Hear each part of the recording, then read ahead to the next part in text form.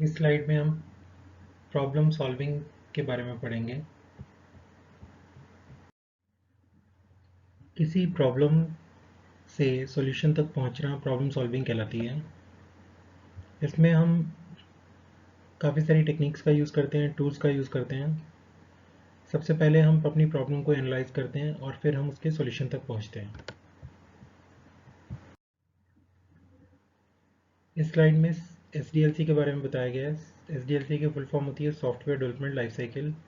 जब भी कोई सॉफ्टवेयर बनाया जाता है तो सीधा उसकी कोडिंग स्टार्ट नहीं कर दी जाती। सबसे पहले रिक्वायरमेंट ली जाती है कि किस चीज़ के ऊपर हमारा सॉफ्टवेयर बनेगा। फिर उसके एनालिसिस होता है कि क्या वो प्रॉब्लम जायज़ भी है। फिर उसके बाद उसकी डिज़ाइनिंग की जाती है। फिर उसके बाद कोडिंग की जाती है। उसके बाद टेस्टिंग की जाती है और उसके बाद इम्प्लीमेंटेशन होती है और उसके बाद उसकी डॉक्यूमेंटेशन तैयार होती है कि उसको किस तरीके से चलाया जाएगा। ये जो एक प्रकार का एक मॉडल दिखाया गया है यहाँ पे, इसको हम वाटरफॉल मॉडल भी बोलते हैं। जैसे झरना होता है हमारा, वो एक एक स्टेप करके उसमें पानी नीचे आता है, उसी तरीके से इसमें भी हमारे पास जो स्टेप्स दिए गए हैं, वन बाय वन हम उनमें एक एक करके नीचे की तरफ आते हैं। इस स्लाइड में हम रिक्वायरमेंट्स के बारे में देखेंगे। इसमें देखेंगे कि प्रॉब्लम क्या है हमारी और उसका सॉल्यूशन हम क्या प्रोवाइड कर सकते हैं। उसके अलावा इसमें क्या स्पेशल कंडीशंस रहने वाली हैं या क्या हमारे पास कंस्ट्रेंट्स होंगे। कंस्ट्रेंट्स का मतलब होता है क्या रूल्स रहेंगे उसके लिए। इसमें एनालिसिस के बारे में बताया गया है। एनालिसिस के लिए हमारे इनपुट्स क्या होंगे, फिर हमें आउटपुट्स क्या मिलने वाली हैं, क्या हमारे पास स्पेशल कंडीशंस रहने वाली हैं। इन सारी चीज़ों का एनालाइज करेंगे, कौन कौन से फॉर्मूला इक्वेशंस का यूज़ किया जाएगा। कंप्यूटर में कोडिंग से पहले हम डिज़ाइनिंग करते हैं, तो डिज़ाइनिंग के लिए हम कुछ टेक्निक्स का यूज़ करते हैं। उसको हम एल्गोरिथम बोलते हैं या फिर सूडोकोड बोलते हैं या फिर फ्लो चार्ट बोलते हैं। ये तीन टेक्निक्स रहती हैं हमारे पास जिसका हम यूज़ करके, ये जो टेक्निक्स होती हैं ये हमारे प्रोग्रामर को हेल्प करती हैं प्रोग्राम लिखने में। इनको देख के प्रोग्रामर जो है वो प्रोग्राम लिख सकता है। ये जो डिज़ाइनिंग होती है हमारी एल्गोरिथम, सूडोकोड या फिर फ्लो चार्ट के द्वारा, इसको कंप्यूटर के प्रोग्राम में कन्वर्ट करने को कोडिंग कहा जाता है। जो हम प्रोग्रामिंग करके प्रोग्राम बनाते हैं, जब हम उसको चलाते हैं तो उससे जो आउटपुट निकलती है वो हमारे सॉल्यूशन की तरफ हमें लेके जाती है। जो हम प्रोग्राम बनाते हैं उसकी करेक्टनेस को चेक करने के लिए हम उसकी टेस्टिंग करते हैं। टेस्टिंग का मतलब होता है उसको वेरीफाई करना, उसके इनपुट्स वगैरह डाल के प्रोग्राम में ये चेक करना कि वो प्रोग्राम हमारा करेक्टली वर्क कर रहा है कि नहीं कर रहा। इस चीज़ को टेस्टिंग कहते हैं। प्रोग्राम को हम टेस्ट करते हैं, वेरीफाई करते हैं और फिर उसके बाद डिफरेंट इनपुट्स को लेके और फिर बाद में हम उसको पब्लिक में रिलीज़ कर देते हैं। इम्प्लीमेंटेशन एक प्रोसेस है जिसके अंदर हम सॉफ्टवेयर को इंस्टॉल करवाते हैं कस्टमर की साइट के ऊपर। जो हमारा सॉफ्टवेयर डेवलपमेंट टीम तैयार करती है सॉफ्टवेयर, उसको कस्टमर की जगह पे जाके वहाँ पे इंस्टॉल किया जाता है। जो उसका पहले मैनुअल वर्क हो रहा होता है, ये उसको उसको रिप्लेस नहीं करता है अभी। हम इस सॉफ्टवेयर को, वो चलता रहता है और हम इसको एज ए पायलट मोड में सबसे पहले इंस्टॉल करते हैं और फिर धीरे धीरे हम इसके ऊपर स्विच कराते हैं। पहले कुछ दिन इसको पैरेलली रन किया जाता है और फिर बाद में इसको इम्प्लीमेंट कर दिया जाता है। और इसके लिए कुछ ट्रेनिंग भी होती है, जो भी इंटेंडेड यूज़र्स होते हैं उनको ट्रेनिंग भी प्रोवाइड की जाती है। इम्प्लीमेंटेशन में ये सब चीज़ें आ जाती हैं। डॉक्यूमेंटेशन एक प्रकार की हेल्प होती है जो प्रोग्राम को चलाने के लिए चाहिए होती है यूज़र को। तो ये एक अलग से तैयार की जाती है डॉक्यूमेंटेशन। ये एक तरह से कई बार किसी प्रोग्रामर ने प्रोग्राम को एडिट करना है उसकी मदद के लिए भी हो सकती है, या फिर एक सेपरेट टेक्स्ट फाइल की फॉर्म में भी हो सकती है जो कि जो यूज़र है उसको चलाने में मदद करती है। किसी प्रॉब्लम को सॉल्व करना और एक फाइनाइट नंबर ऑफ स्टेप्स के अंदर उसको सॉल्व करना, ये एल्गोरिथम कहलाता है। इसमें हमारे पास जो स्टेप्स होते हैं वो फिक्स्ड होते हैं। फिर उसने बताया हुआ है कि हमारे पास जो हर एक स्टेप होता है वो एक एक्शन को परफॉर्म करता हुआ होता है।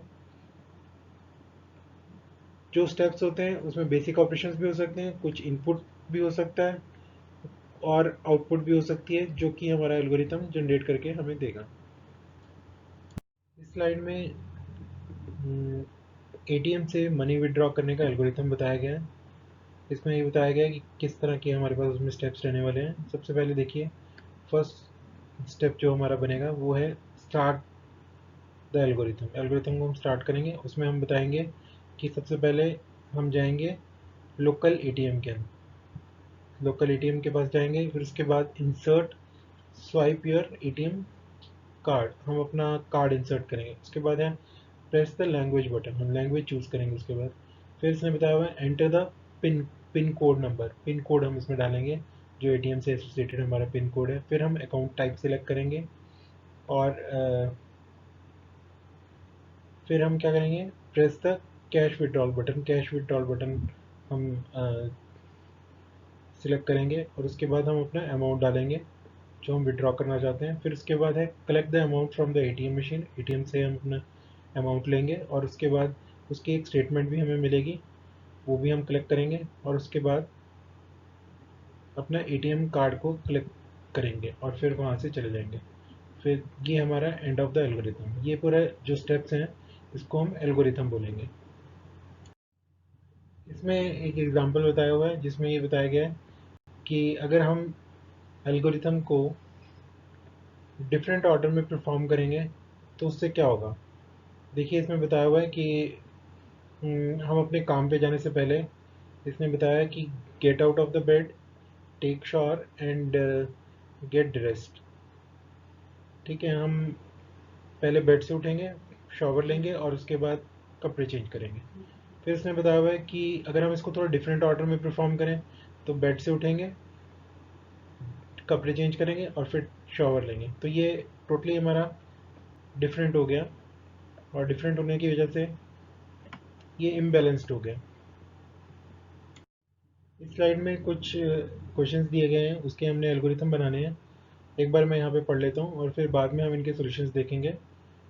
Write the algorithm to accept the two numbers, divide the first number by second and display their quotient. Simple problem है, उसका हमें एल्गोरिथम लिखना है। उसी तरह से एक है write the algorithm that accepts the distance in kilometres converted into metres and then display the result, result को डिस्प्ले करना है। इसमें हिंट दिया गया है कि डिस्टेंस इन मीटर्स निकालने के लिए हम क्या करेंगे, डिस्टेंस इन किलोमीटर्स लेके उनको 1000 से मल्टीप्लाई करेंगे। फिर उसके बाद है write the algorithm that accepts the 5 numbers and display the sum and the average of the numbers. तो ये हमारे पास कुछ प्रॉब्लम्स दी गई हैं, इनका हमने एल्गोरिथम बनाना है।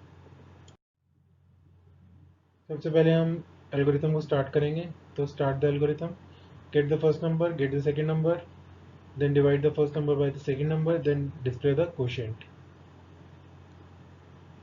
end of the algorithm। तो ये हमारे इसके स्टेप्स बनेंगे। जस्ट इंग्लिश लाइक सेंटेंसेज हैं जो हमने इसमें लिखने होते हैं। इस स्लाइड में हमारी जो सेकंड प्रॉब्लम थी कि हमने जो डिस्टेंस है किलोमीटर्स में उसको मीटर्स में कन्वर्ट करके डिस्प्ले करना है उसका रिजल्ट। तो हम यहाँ पे स्टार्ट करेंगे एल्गोरिथम को, get the distance in kilometres, kilometres में लेंगे, मल्टीप्लाई द डिस्टेंस बाय 1000, 1000 से मल्टीप्लाई करेंगे, display the result of multiplication as distance in metres. तो डिस्टेंस इन मीटर्स में हमारा जो रिजल्ट है वो आएगा, वो हम उसको डिस्प्ले कर देंगे। And of the algorithm, this is the end of the problem. इस स्लाइड में हमने पहले 5 नंबर्स लेने हैं, उसके बाद उनका सम करना है और उनकी एवरेज करनी है।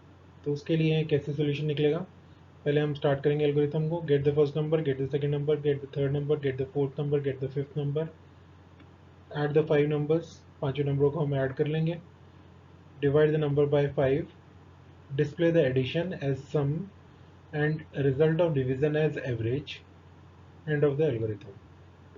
तो हम इस प्रकार से एक एल्गोरिथम हम बना देंगे। इसको देख के फिर कंप्यूटर में जो प्रोग्रामर होता है वो प्रोग्राम बनाता है, इसीलिए इसको एल्गोरिथम कहा जाता है। ये हमारा डिज़ाइनिंग में होता है और कोडिंग में हमारा प्रोग्रामर जो है किसी प्रोग्रामिंग लैंग्वेज का यूज़ करके अप्रोप्रिएटली प्रोग्राम को बनाता है। ये भी एक टेक्निक है, फ्लो चार्ट जिसको बोलते हैं हम। ये एक ग्राफिकल वे होता है अपने प्रोग्राम को स्टेप्स की फॉर्म में रिप्रेजेंट करने के लिए। हम इसका भी यूज़ करते हैं। इसमें हमारे पास फ्लो लाइंस होती हैं जो हमें बताती हैं कि किस तरह से हमारा डाटा आपस में कनेक्टेड रहेगा। इसमें कुछ एडवांटेजेस और डिसएडवांटेजेस बताए गए हैं फ्लो चार्ट के। फ्लो चार्ट में हम एनालाइज कर सकते हैं अपनी प्रॉब्लम को इफेक्टिवली, गाइड कर सकते हैं during the program development phase.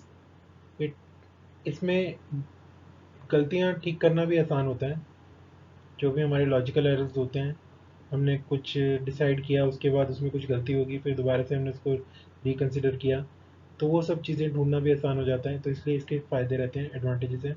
Disadvantages में ये बताया हुआ है कि इसमें ये कई बार लेंथी हो जाते हैं, मल्टीपल पेजेस में चले जाते हैं और उसमें उनको पढ़ने में डिफ़िकल्टी होती है। ये थोड़ा टाइम कंज्यूमिंग भी होता है क्योंकि इसमें लाइंस वगैरह भी ड्रॉ करनी पड़ती हैं और टेक्स्ट भी लिखना होता है। कई बार एक गलती हो जाती है तो उसके लिए हमें पूरा का पूरा दोबारा से रीड्रॉ करना पड़ता है। तो इस तरह की दिक्कतें भी इसमें हैं। इसमें फ्लो चार्ट के सिंबल्स दिखाए गए हैं। इसको हम टर्मिनल बोलते हैं। स्टार्ट और स्टॉप करते वक्त ये वाला टर्मिनल वाला सिंबल हम यूज़ करते हैं। ये प्रोसेस का साइन है, रेक्टेंगुलर बॉक्स है। कोई भी हमने प्रोसेस दिखाना है तो उसके लिए ये रेक्टेंगुलर बॉक्स बनाते हैं। कोई हमने इनपुट दिखाना है, इनपुट और आउटपुट के लिए हम ये इस तरह से पैरेललोग्राम बनाते हैं इनपुट आउटपुट के लिए। ये अगर हमने कोई डिस्क स्टोरेज दिखानी है तो उसके लिए हम ये इस तरह से ये सिलेंडर टाइप हम शेप बना के दिखाते हैं। कोई प्रिंटर आउटपुट के लिए हम इस तरह की शेप बनाते हैं और ये इस तरह का रोम्बस हम बनाते हैं। कोई अगर हमने कोई डिसीज़न लेना है, कोई सिलेक्शन करना है कि अगर ये चीज़ हो तो ये करें और ये चीज़ ना हो तो ये करें, तो उस चीज़ के लिए हम ये यूज़ करते हैं सिम्बल्स। इस स्लाइड में कुछ और सिम्बल्स के बारे में बताया गया है फ्लो चार्ट के। एक ऑफ पेज कनेक्टर होता है। ये किसी लॉजिकल पाथ के ऊपर अनदर पेज पे लेके जाना है हमने, तो उसके लिए हम इसका यूज़ करते हैं।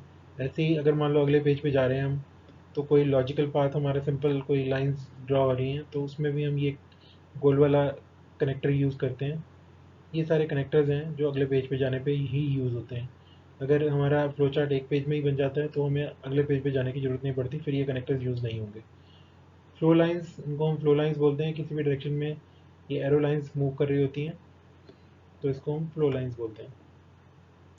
वो जो हमने पहले एल्गोरिथम बनाया था, अब देखिए उसमें स्टार्ट द एल्गोरिथम लिखा था, यहाँ पे हम स्टार्ट लिख रहे हैं और स्टॉप लिख रहे हैं। स्टार्ट और स्टॉप में टर्मिनल वाला सिंबल हमने यूज़ किया है। फिर उसके बाद इसमें हमने कोई प्रोसेस दिखाना है, go to any local ATM, तो ये हमने प्रोसेसिंग के लिए प्रोसेसिंग वाला बॉक्स बना दिया। फिर उसके बाद हमने कुछ इनपुट लेना है, जैसे हमने कार्ड स्वाइप करना है, कुछ भी इंसर्ट करना है, तो ये इसके लिए इसने इनपुट वाला बॉक्स बना दिया। फिर हमारे जो इसमें जैसे पैसे विड्रॉ होंगे तो इसके लिए इसने आउटपुट वाला बॉक्स बना दिया, और एटीएम की स्टेटमेंट निकलेगी वो भी आउटपुट वाला बॉक्स बना दिया। यहाँ पे पिन कोड हमने एंटर किया तो उसके लिए इनपुट वाला बना दिया। प्रोसेस के लिए आगे हमने उसमें सेलेक्ट किया कि सेविंग अकाउंट है कि हमारा करंट अकाउंट है, उसके लिए प्रोसेसिंग वाला बॉक्स बना दिया। यहाँ पे प्रोसेसिंग का बना दिया, press the cash withdrawal button. Cash withdrawal button के लिए भी प्रोसेस हुआ, ये कोई इनपुट या आउटपुट नहीं हुआ तो उसके लिए। फिर enter the amount that you want to withdraw, तो ये जहाँ पे भी एंटर वर्ड यूज़ कर रहे हैं वहाँ पे, या इंसर्ट वर्ड यूज़ कर रहे हैं वहाँ पे ये इनपुट आउटपुट वाला दे रहा है। फिर उसके बाद है कलेक्ट द अमाउंट। हम कलेक्ट कर रहे हैं, आउटपुट मिल रही है हमें एटीएम से, इसलिए आउटपुट वाला लगा दिया। और उसके बाद स्टेटमेंट भी आ गई और उसके बाद एटीएम कार्ड को हमने निकाल लिया और उसके लिए उसने कुछ और सिंबल सा बना दिया और उसके बाद स्टॉप कर दिया। ये जो इसमें ए और ए यहाँ पे शो किया हुआ है, ये हमारे कनेक्टर्स हैं कि हमारा यहाँ पे एल्गोरिथम ख़त्म नहीं हुआ है, इससे ये जो रिमेनिंग पार्ट है वो कनेक्टेड है। ये एक फ्लो चार्ट है जिसमें एक नंबर इनपुट करवाया हुआ है और बाद में उसमें एक ऐड किया हुआ है और फिर रिज़ल्ट को डिस्प्ले कराया हुआ है। यहाँ पे हमने एक स्टार्ट का सिंबल यूज़ किया हुआ है, एक स्टॉप का सिंबल। उसके बाद हमने जो नंबर हमने एक्सेप्ट कराना है उसके लिए हमने इनपुट बॉक्स लिया हुआ है, और ऐसे ही आउटपुट डिस्प्ले करने के लिए आउटपुट बॉक्स लिया हुआ है। बीच में हमने प्रोसेसिंग की हुई है, उसमें नंबर में एक ऐड किया हुआ है, और फिर फाइनली आउटपुट में हमने डिस्प्ले द नंबर में उस नंबर का जो रिजल्ट है वो डिस्प्ले कराया हुआ है। इस फ्लो चार्ट में ऑड इवन नंबर को चेक करने का लॉजिक बताया गया है। सबसे पहले हम स्टार्ट करेंगे तो एक नंबर इनपुट करवाएंगे, उसके बाद हम उस नंबर को 2 से डिवाइड करेंगे। अगर हमारा जो रिमाइंडर है वो हमारा 0 के इक्वल आ रहा है तो हम कहेंगे कि वो जो नंबर है वो हमारा इवन नंबर है। अगर ऐसा नहीं हो रहा, नो के केस में हम कहेंगे कि जो नंबर है हमारा ऑड नंबर है, और दोनों ही ये एरोज जो हैं हमारे स्टॉप की तरफ हमें इंडिकेट कर रहे हैं। तो ये हमारा एक फ्लो चार्ट हो गया जिसमें डिसीजन मेकिंग भी हो रही है। बीच में हमने ये रोम्बस बनाया हुआ है जिसके अंदर हमने चेक किया है कि हमारा जो रिमाइंडर है वो इक्वल टू 0 है कि नहीं है। इस स्लाइड में दो फ्लो चार्ट बनाने के लिए कहा गया है, वो हम नेक्स्ट स्लाइड में सीखेंगे कैसे बनेंगे। आप अपने आप भी ट्राई कर सकते हैं। इसमें बताया हुआ है कि फ्लो चार्ट बनाएं जो कि एरिया कैलकुलेट करे रेक्टेंगल का। ऐसे ही एक बनाया हुआ है फ्लो चार्ट बनाएं जिसमें हमें क्या करना है, एक नंबर एंटर करना है और चेक करना है whether it is divisible by 7 और नॉट। ठीक है, अभी हमने जो किया था वो ऑड इवन चेक करने का किया था, उसी तरीके से हम इसका भी करेंगे। इस स्लाइड में हम देखते हैं कि जो हमने पीछे प्रॉब्लम्स ली हैं उनका सोल्यूशन क्या होगा। सबसे पहले हम इसमें अपने फ्लोचार्ट को स्टार्ट करेंगे और एक्सेप्ट करेंगे लेंथ और ब्रेड्थ को। फिर बाद में हम क्या करेंगे, एरिया कैलकुलेट करेंगे लेंथ और ब्रेड्थ को मल्टीप्लाई करने के बाद। उसके लिए देखिए हमने कौन सा सिंबल यूज़ किया है, और उसके बाद हमने जो फाइनल आंसर आउटपुट जो डिस्प्ले करनी है वो हमने आउटपुट वाला सिंबल लिया है, और उसके बाद उसमें हम डिस्प्ले कर देंगे एरिया को, और उसके बाद हम स्टॉप कर देंगे। इस स्लाइड में जैसे कि हमने पहले भी देखा था कि ऑड इवन चेक करने का हमारा जो लॉजिक था वो 2 से हम डिवाइड करके देखते थे, उसी तरीके से इस स्लाइड में हमें 7 से हमने डिवाइड करके देखना है। अगर 7 से हमारा जो नंबर डिवाइड हो जाता है तो हम कहेंगे कि नंबर जो है हमारा डिविजिबल बाय 7 है। और अगर इन केस नहीं होता है, अगर हमारा उसका रिमाइंडर जो है वो हमारा 0 को छोड़ के 1 2 3 4 5 6 तक अगर कुछ आता है तो हम कहेंगे कि that number is not divisible by 7। इस स्लाइड में हम सूडो कोड के बारे में बात करेंगे। हमने एल्गोरिथम के बारे में बात कर ली, हमने फ्लो चार्ट के बारे में बात कर ली। ये सारे टूल्स हैं हमारे जो हमारे प्रोग्रामिंग में बाद में कोडिंग में हमारी मदद करते हैं। अब हम सूडो कोड के बारे में बात करेंगे। सूडो कोड एक फॉर्मल वे होता है राइटिंग का। इसमें कुछ इंग्लिश लाइक वर्ड्स यूज़ किए जाते हैं और कुछ एक प्रॉपर स्ट्रक्चर फॉलो किया जाता है। जो हमारे प्रोग्रामर्स होते हैं वो इस सूडो कोड को देख के प्रोग्रामिंग कर सकते हैं, ये भी एक टेक्निक है।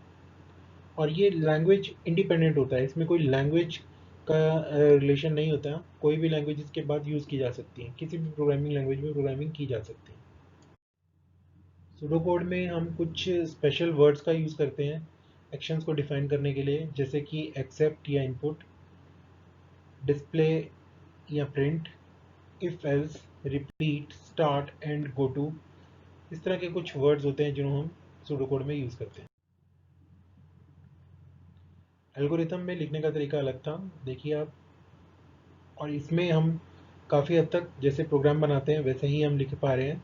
हमने स्टार्ट किया, इनपुट में हमने ए और बी दो वैल्यूज़ ली, टोटल में हमने ए प्लस बी करके उसको टोटल भी दिखाया। तो लेफ्ट हैंड साइड में जो हम चीज़ लिखते हैं वो और जो राइट हैंड साइड में चीज़ें लिखते हैं, राइट हैंड साइड में हमारी एक्सप्रेशन हो सकती है, और लेफ्ट हैंड साइड में जिसमें हम चाहते हैं कि रिजल्ट हमारा स्टोर हो उसको हम लेफ्ट हैंड साइड में इंडिकेट करते हैं। तो इस तरीके से हमने total is equal to A plus B show किया है, फिर उसके बाद प्रिंट टोटल किया है, और फिर उसके बाद हमने एंड किया है। तो ये जो टेक्निक है जिसमें हमने स्टार्ट, इनपुट, प्रिंट और एंड वर्ड का यूज़ किया है, इसको हम सूडो कोड बोलेंगे। और वो जो जिसमें हम सिंपल लैंग्वेज में start the algorithm, take two numbers या accept two numbers, add add two numbers, इस तरह से हम जब लिखते थे तो वो हमारा एल्गोरिथम कहलाता था।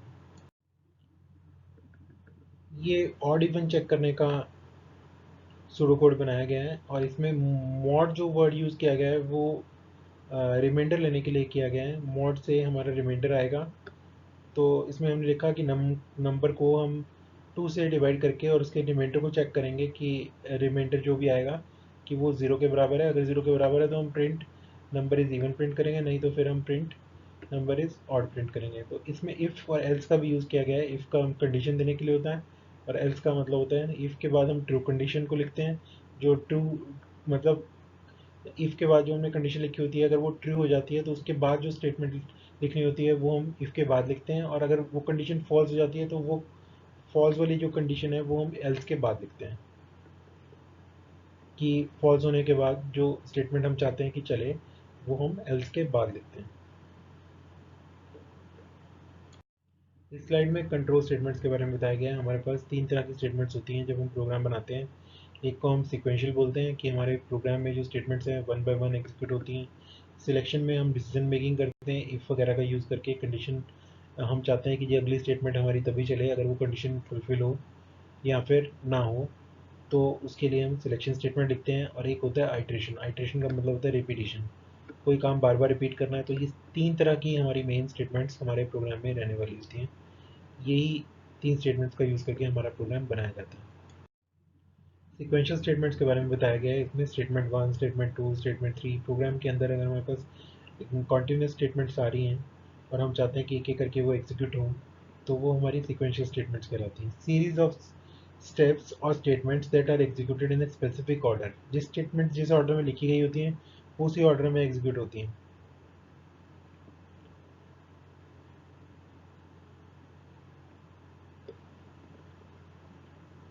कंप्यूटर जो है वन बाय वन सभी स्टेटमेंट्स को एग्जीक्यूट करता है। इस स्लाइड में सीक्वेंशियल स्टेटमेंट कैसे होती हैं हमारे पास उसके बारे में बताया गया है। और अगर हम बात करें तो ये उस प्रकार की स्टेटमेंट्स हैं जो एक एक करके सारी एग्जीक्यूट होंगी। ये अभी एल्गोरिथम फॉर्म में है, मतलब इसको हम सूडो कोड फॉर्म में कह सकते हैं कि सूडो कोड फॉर्म में है। और ये बाद में किसी प्रोग्रामिंग लैंग्वेज में जब लिखी जाएंगी तब भी वन बाय वन सारी की सारी एग्जीक्यूट होंगी, बीच में से कोई भी स्टेटमेंट स्किप नहीं होगी। सिलेक्शन स्टेटमेंट में बताया गया है कि इसमें हमारे पास डिसीजन मेकिंग होती है। इसमें 2 कोर्स ऑफ एक्शन होते हैं depending upon the condition. Condition हमारी अगर ट्रू है तो कुछ अलग स्टेटमेंट चलेंगी, और अगर फॉल्स है तो कुछ अलग स्टेटमेंट वर्क करेंगी। तो इसमें ब्रांचिंग टाइप काम होता है हमारे पास। 2 ब्रांच निकलती हैं, एक का रिजल्ट ट्रू होता है और एक का रिजल्ट फॉल्स होता है डिपेंडिंग अपॉन अवर कंडीशन। इसमें जो सूडो कोड दिया गया है उसमें ये बताया गया है कि हम पहले एज इनपुट करेंगे और फिर चेक करेंगे कि वो जो एज है, वो जो भी पर्सन ने एज इनपुट करी है वो एलिजिबल है वोटिंग के लिए कि नहीं है। हमें ये रूल मालूम है कि वोटिंग के लिए तभी एलिजिबल होगा जब उसकी एज 18 से ग्रेटर होगी। तो इसमें डिसीजन मेकिंग हो रही है। अगर एज जो है ग्रेटर देन 18 है तो एलिजिबल फॉर वोटिंग का मैसेज शो करें, नहीं तो फिर मैसेज शो करें नॉट एलिजिबल फॉर वोटिंग। तो ये हमारे पास इसमें डिसीजन मेकिंग हो रही है इसमें इफ़ का यूज़ करके। आइट्रेशन से हमारा मतलब है कि कोई भी काम जो हम बार बार रिपीट करना चाहते हैं तो उसकी रिपीटिशन के लिए हम आइट्रेशन वर्ड यूज़ करते हैं। इसमें हम ये बताते हैं कि कहाँ से हम स्टार्ट करेंगे, उसमें हम एक कंडीशन बताते हैं कि कहाँ पे हम जाके उसको रोकेंगे, और बीच में हम उसको बताते हैं कि उसकी स्टेपिंग जो है वो कैसे होगी, इंक्रीमेंट ऑर्डर में होगी कि डिक्रीमेंट ऑर्डर में होगी। ये एक सूडो कोड दिया गया है आइट्रेशन को दिखाने के लिए। इसमें ये बताया गया है कि जैसे ए के अंदर हमने 1 से स्टार्ट किया और हमने कहा कि ए की वैल्यू जब तक 100 नहीं आ जाती तब तक ए की वैल्यू को ये प्रिंट करे और एक एक वैल्यू इंक्रीमेंट करता जाए। तो इस प्रकार 1 से लेके 100 तक सारे नंबर प्रिंट हो जाएंगे। यही सेम प्रॉब्लम इफ़ और गो टू का यूज़ करके बताया गया है। वो हमने वाइल लिख के बताया था। वाइल भी हमारी एक हम कह सकते हैं सूडो कोड के अंदर एक स्टेटमेंट है जिससे वो काम बार बार रिपीट कर रहा था, और इसमें भी इफ़ और गो टू का यूज़ करके किया गया है। तो इससे भी ये बार बार थर्ड स्टेप पे जाके प्रिंट करेगा और फिर चेक करेगा लास्ट में आके। अगर ये कंडीशन ट्रू हो जाएगी तो ये ऊपर जाएगा, और फॉल्स हो जाएगी तो ये एंड पे चला जाएगा। इसमें जो भी हमने सूडो कोड्स अभी तक पढ़े हैं उसका यूज़ करते हुए ये कुछ सूडो कोड बनाने के लिए कहा गया है। इसको आप अपने आप ट्राई करेंगे। डीकॉम्पोजिशन क्या होती है कि आप अपने बड़े प्रोग्राम को छोटे छोटे पार्ट्स में डिवाइड कर लेते हैं ताकि उसको इजीली सॉल्व किया जा सके, उसको मैनेज किया जा सके। तो वो हमारी डीकॉम्पोजिशन कहलाती है। और कॉम्प्लेक्स प्रॉब्लम्स को हम जो बड़ी प्रॉब्लम्स होती हैं उनको छोटे छोटे पार्ट्स में डिवाइड कर लेते हैं और फिर बाद में अपने सॉल्यूशन तक पहुंच जाते हैं। इस स्लाइड में डीकम्पोजिशन के एडवांटेजेस और डिसएडवांटेजेस के बारे में बताया गया है। एडवांटेजेस में ये बताया गया है कि अगर हम अपनी प्रॉब्लम को छोटे छोटे पार्ट्स में डिवाइड कर लेते हैं तो उसके लिए डिफरेंट पीपल्स डिफरेंट सब प्रोग्राम्स बना सकते हैं। इसमें काफ़ी सारे काम पैरेलल हो सकता है, उसको मेंटेन करना भी आसान हो जाता है। ये इसके फ़ायदे हैं डीकम्पोजिशन के। और डिसएडवांटेजेस क्या हैं कि पहले हमें सारा का सारा प्रोग्राम एक प्रोग्राम के ओरिजिनल प्रोग्राम के अंदर जोड़ना पड़ेगा, तभी हम सोल्यूशन तक पहुंच पाएंगे। अगर हम इंडिविजुअली निकालेंगे प्रोग्राम्स को सॉल्व करने की कोशिश करेंगे तो हम रिजल्ट तक नहीं पहुंच सकते। कई बार प्रॉब्लम को हम अंडरस्टैंड नहीं कर पाते और उसको डीकम्पोज करना काफ़ी डिफ़िकल्ट हो जाता है। इस स्लाइड में ये बताया गया है कि हम प्रोग्राम को मैनेजेबल बनाने के लिए हम अपने प्रोग्राम को छोटे छोटे पार्ट्स में डिवाइड कर लेते हैं। जैसे मान लीजिए हम दो प्रोग्राम्स 400 लाइंस का लिख लेते हैं, बजाय कि एक 800 लाइंस का प्रोग्राम लिखने के बजाय। ऐसे ही उसको मैनेज करना इंडिपेंडेंटली ईजी हो जाता है, उसको अप्लाई करना आसान हो जाता है, उसको रीयूज़ करना आसान हो जाता है। और जो हमारा जो भी कंपोजिशन होती है हम उसको जब डिवाइड करते हैं तो उसको फंक्शंस, मॉड्यूल्स या क्लास कहा जाता है।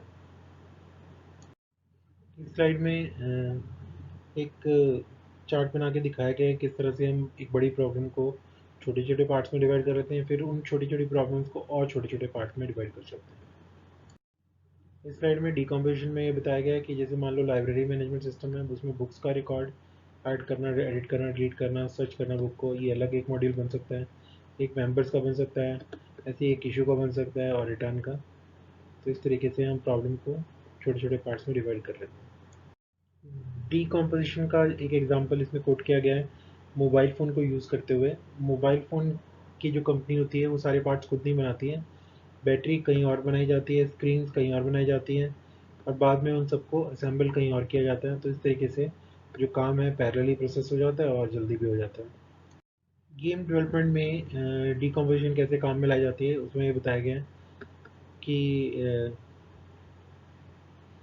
कोई गेम बनानी है, उसका एक सबसे पहले आइडिया जनरेट हुआ और फिर इसके ग्राफिक्स जो भी हमने बनाने थे वो बनाए, आवाज़ें रिकॉर्ड की जो भी हम साउंड डालना चाहते थे, और उसमें कोडिंग की गई, एक्शंस परफॉर्म किए गए, और फिर उसके बाद उसकी टेस्टिंग हुई, और उसके बाद उसमें जो गलतियाँ हुई उसकी डिबगिंग हुई, और फिर उसमें फर्दर इम्प्रूवमेंट्स की गई। तो इस तरह से हम अपनी प्रॉब्लम को डिफाइन कर सकते हैं। एक स्क्रैच हमारे पास सॉफ्टवेयर होता है, ये उसका एक एग्जांपल लेके शो किया गया है कि सबसे पहले हमारे पास आइडिया आया, फिर हमने उसके ग्राफिक्स में कन्वर्ट किया, फिर उसके बाद हमने वो स्प्राइट के एक्शंस को डिफाइन किया, फिर टेस्ट किया गेम को, और उसके बाद हमने उसके अंदर जो गलतियाँ हुई उसको हमने ठीक किया और फिक्स किया।